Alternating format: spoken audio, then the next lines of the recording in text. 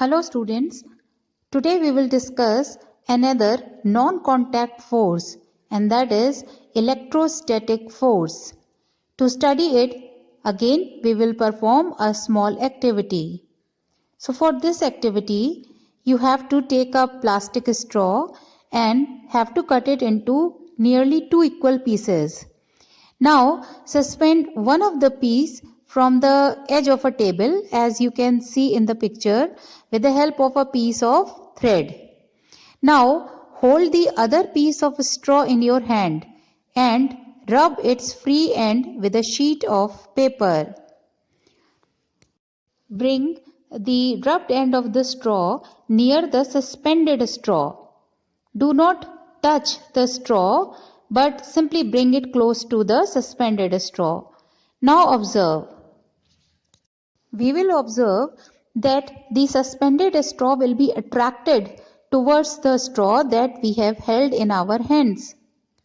Now rub the free end of the suspended piece of straw with a sheet of paper, and then again bring the piece of straw that was rubbed earlier with the paper near the free end of the suspended straw. Upon doing so, we will find that the suspended straw will move away from the straw which was held in the hand. So students, now the question is why it has happened like this. Actually, the straw is said to have acquired electrostatic charge after it has been rubbed with a sheet of paper. So students, such a straw is an example of a charged body, and the force exerted by a charged body on another charged or uncharged body is known as electrostatic force. Students, you must have observed that at times when you comb your hair, then you find that your hair just flies towards the comb. So why does this takes place? When you comb your hair, the comb gets an electric charge, also called static electricity. So this electric charge attracts hair and makes them stand.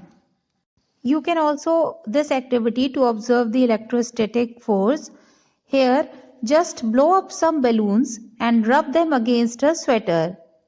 This will give them an electric charge. Now you can stick them on the wall or the ceiling and they will simply cling there. Students, just take a small stone and throw up in the air. It will go up, reaches a certain height, and then it will fall to the ground. So why it is that the stone does not stay in the air? The reason is that the earth exerts a force on the stone that pulls it back to the ground. The earth actually pulls everything towards itself. Like students, a pen or a coin falls to the ground when it slips off your hands.